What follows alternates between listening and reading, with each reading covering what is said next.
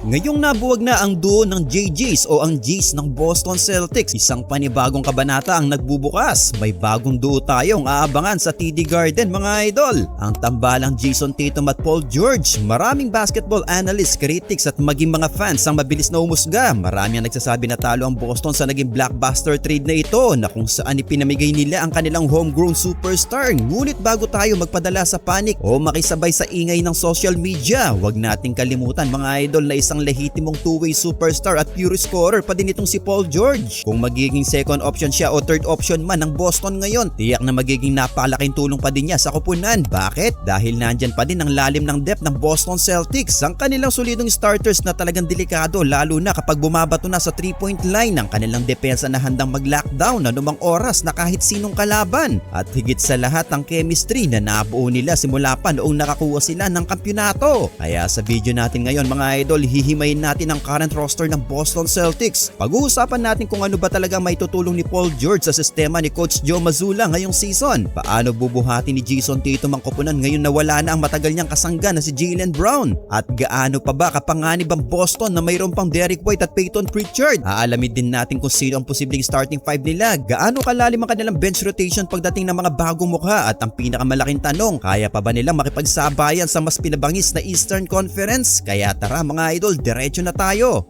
Well, nakipagkasundo ang Boston Celtics sa rival nilang Philadelphia 76ers para ipadala si Jaylen Brown kapalit ni Paul George. Kasama ang dalawang first round picks at dalawang second round picks, isang massive haul ng draft capital ang napunta sa Boston mga idol, bukod pa sa isang all-star veteran wing. Well, aminin na natin mga idol, masakit para sa mga fans na nawala si JB. Galing siya sa isa sa pinakamalupit niyang season na kung saan nag-average siya ng 28.1 points per game, 6.9 rebounds at 5.1 assists per game. Naging finals MVP at naging pundasyon ng prangkisa ng mahabang panahon. Pero kailangan nating intindihin ang mabigat na realidad ng business sa side ng NBA mga idol. Lalo na sa ilalim ng bagong Collective Bargaining Agreement ngayon o CBA dahil sa tinatawag na Second Apron Rules. Ang pag-maintain ng napakalaking supermax contracts ni Tatum at Brown ay magiging imposible nang hindi tuluyang binubuwag ang buong supporting cast mga idol. Kung ipinilit ng Boston na itago ang dalawa, unti-unting mauubos ang kanilang bench dahil sa luxury tax penalties at restrictions sa pagkuha ng free agents. Well, sa pag-trade kay Brown para kay Paul George at sa apat na draft picks, naging mas flexible ang front office ni Brad Stevens ngayon mga idol. Napanatili nila ang kanilang status bilang title contender habang inihahanda ang kinabukasan gamit ang mga bagong draft assets na nakuha nila. Kaya sa mga nagsasabing nagpanik ang Boston, ang totoo mga idol ay nag-recalibrate lang sila para sa long-term survival ng kupunan nang hindi sinasakripisyo ang kanilang tsansa na manalo ng kampyonato. Ngayon, pag-usapan natin ang epekto ni PG-13 sa loob ng court. Ano ba talaga ang kayang ibigay pa ng isang Paul George sa edad niya ngayon? Kung titignan natin ang factual na numero base sa kanyang naging performance kasama ang Philadelphia 76ers, nag-average pa din siya ng solidong 17.3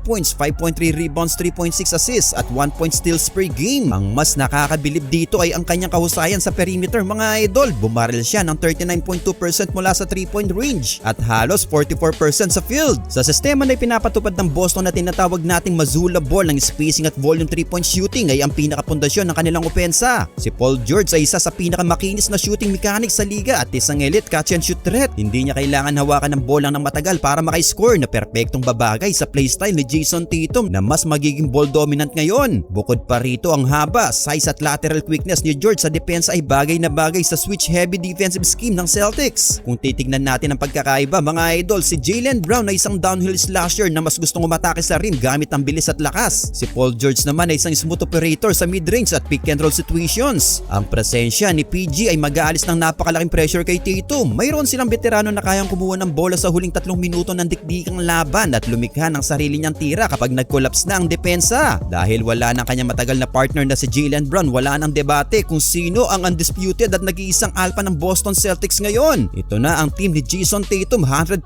mga idol. Ang malaking tanong, handa na ba siyang dalhin na mag-isa ang bigat ng buong prangkisang ito? Well, inaasahan na natin na tataas palalo ang usage rate ni Tatum. Makikita natin ang isang mas agresibo at mas vocal na leader sa court. Well, dati mga idol, may mga pagkakataon na nag-iiba ang flow ng opensa dahil kailangan siguraduhin na parehong nakakakuha ng sapat na touches sa magkapares. Pero ngayon, ang opensa ay iikot na kay Tatum mula umpisa hanggang dulo. Kaya kailangan niya mag-step up hindi lang sa pag-score mga idol, kundi bilang pangunahing playmaker. Nakita na natin ang pag-mature ng passing game ni Tatum nitong mga nakaraang taon at ngayon niya ito pinakakailangang gamitin. Hahanapin niya palagi ang mismatches sa atake sa basket para makadraw ng fouls. At kapag dumating ang double team, nandyan ang mga shooters niya sa perimeter para magparusa sa kalaban. Panahon na para patunayan ni Tatum na kaya niyang maging isang true MVP ng liga. Nasa peak siya ng kanyang career, physicality and mentally. Wala na siyang dapat patunayan sa usaping individual na talento mga idol. Ang tanging mission na lang niya ngayon ay iselyo ang kanyang legacy bilang isa sa pinakadakilang naglaro para sa kulay berde at puti.